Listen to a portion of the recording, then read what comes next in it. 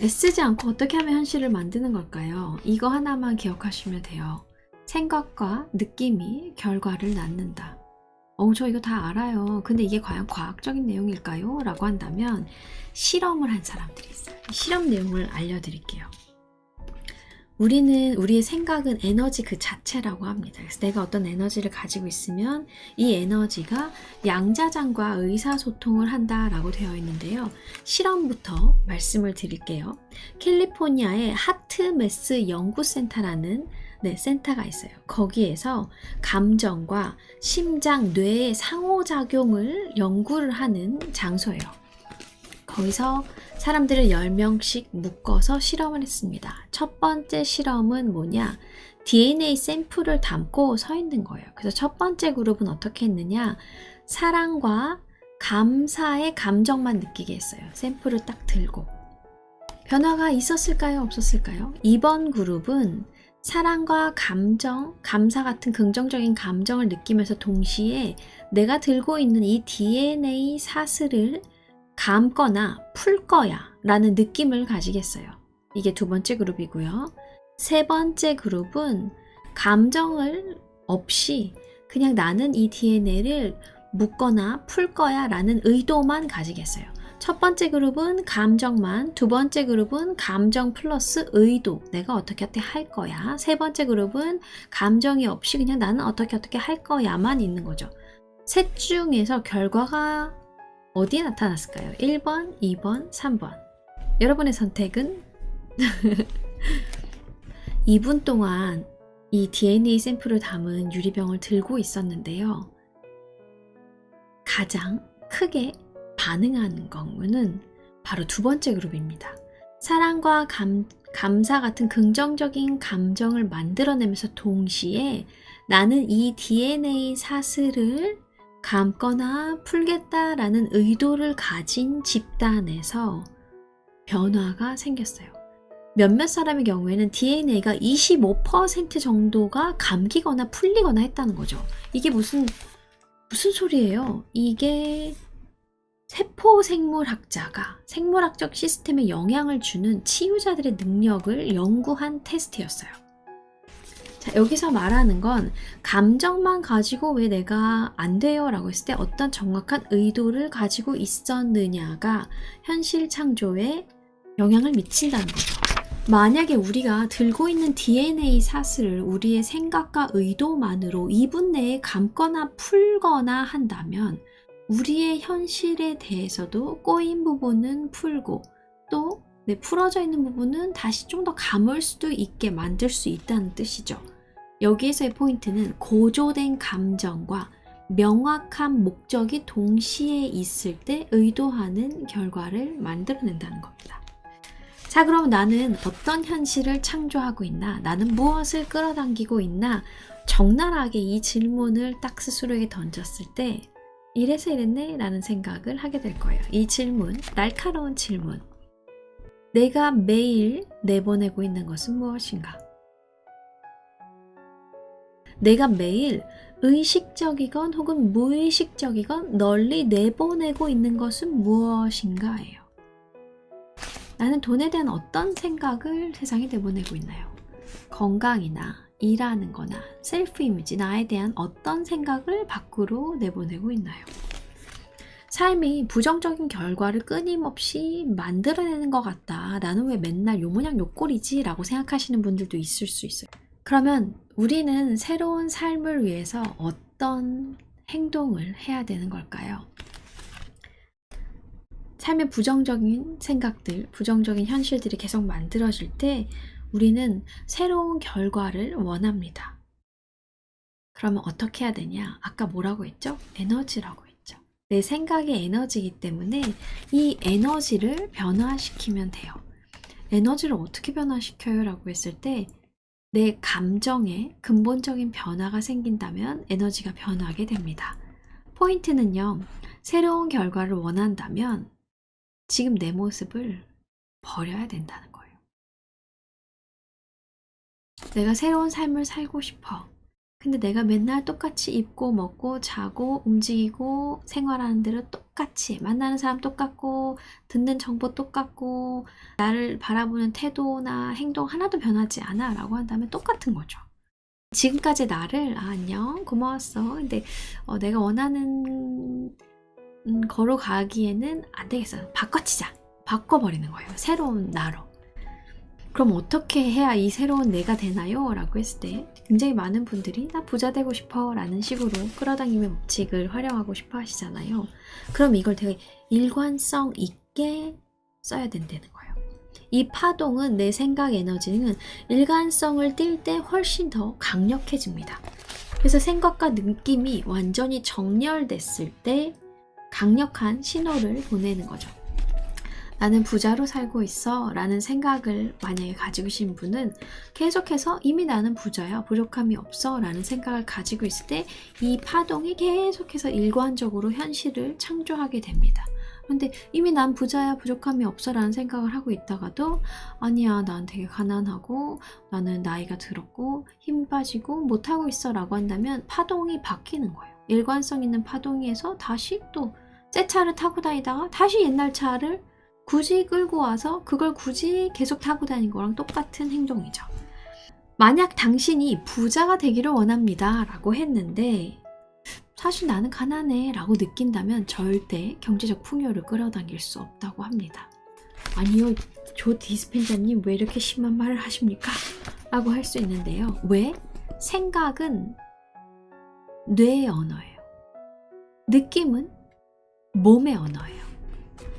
뇌의 언어와 몸의 언어가 통일할 때 양자장에서 반응이 일어나는데 뇌의 언어는 이쪽으로 가고 몸의 언어는 이쪽으로 가버리면 어떻게 하게 되는 거예요. 그쵸? 몸과 마음이 그래서 반대로 움직이면 안 돼요. 자, 다시 한번 정리해 볼게요. 생각에서 뇌는 나는 부자가 되고 싶어. 느낌에서의 몸은 근데 난 가난해 라고 한다면 이게 양쪽 끝으로 당기는 거랑 똑같아서 현실로 창조가 안 되는 거죠.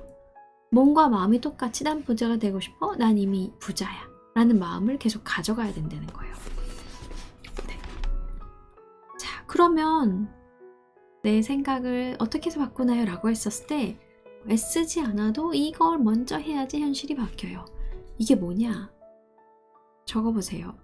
경험하기 전에 감사하라. 경험하기 전에 감사하라. 일반적으로 우리는 뭐에 감사하나요? 뭐 집이 있어서요, 휴대폰이 있어서요, 시간이 있어서요, 우리 가족이 건강해서요, 내가 하고 있는 일에 고맙습니다 라고 말을 하는 거죠.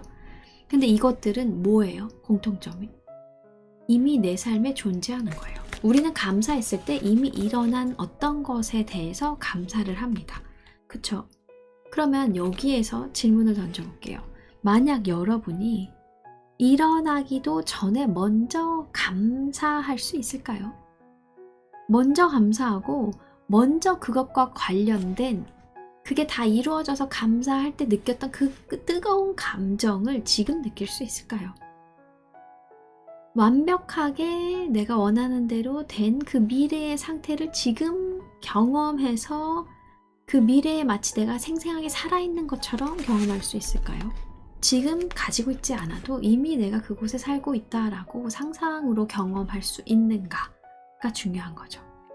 여기에서 우리는 이렇게 양자장으로 풍 하고 들어간다고 합니다. 양자장에 들어가는 게 뭐예요? 라고 얘기하신다면 가장 쉽게 이해할 수 있는 상태에 대해서 알려드릴게요. 양자장에 들어가는 조건이요. 내가 완전히 사라지는 경험이 양자장에 들어간 상태예요. 시간이 멈춘 것 같은 순간 있으세요? 일출을 보거나 혹은 정말 몰입해서 내가 정말 좋아하는 사람 이야기를 듣거나 영화를 보거나 시간 가는 줄 몰랐어. 벌써 시간이 이렇게 됐어? 막 이럴 때 있잖아요.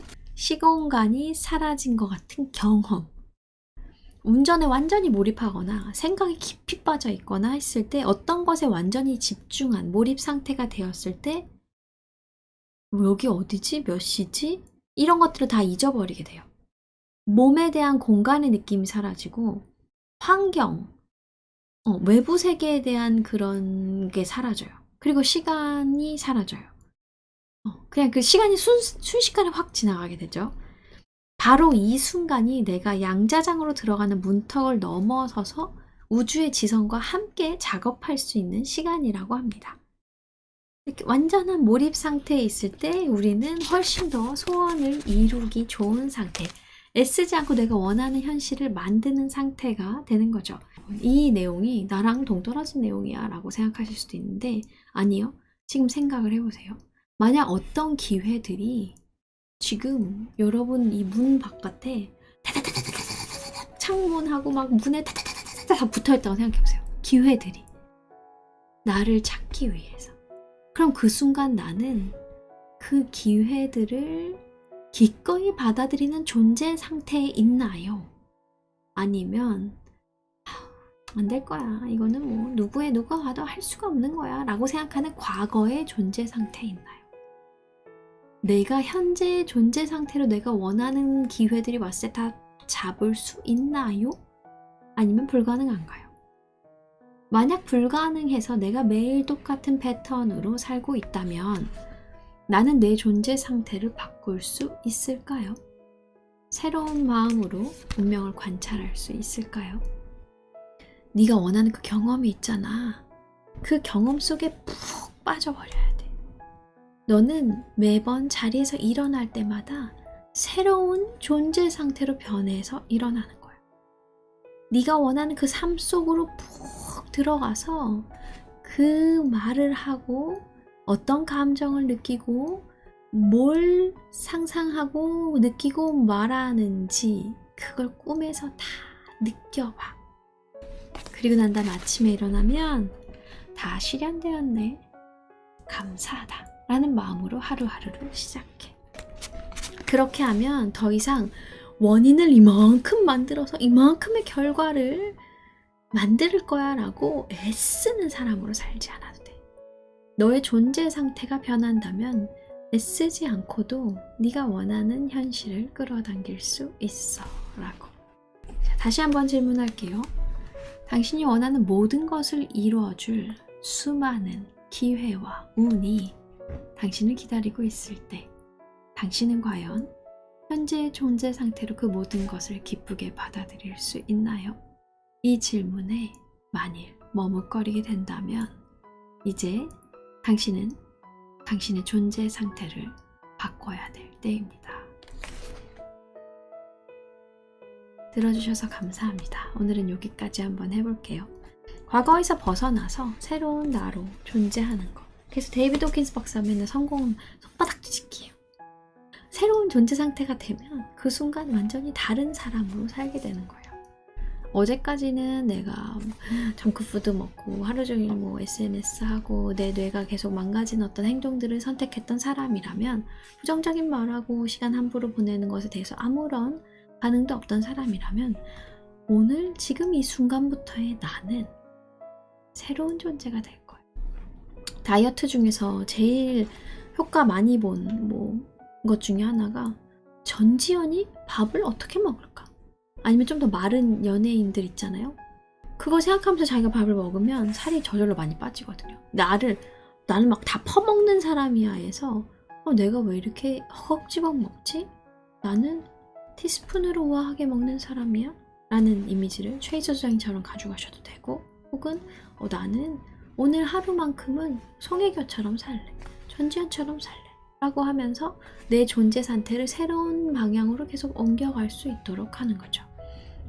네, 오늘 끝까지 함께 해주셔서 감사하고요. 여러분 한 사람 한 사람이 여러분이 원하는 새로운 모습, 새로운 존재 상태로 변화되고 삶에서 너무 애쓰고 너무 고생하시지 마시고 너무 뻑뻑한 문을 막 닫으려고 힘쓰지 마시고 적당하게 기름도 조이고 부품이 고장나면 부품도 바꾸고 하는 것처럼 저희 카페나 커뮤니티 통해서 많은 또 위안 얻으셨으면 좋겠습니다.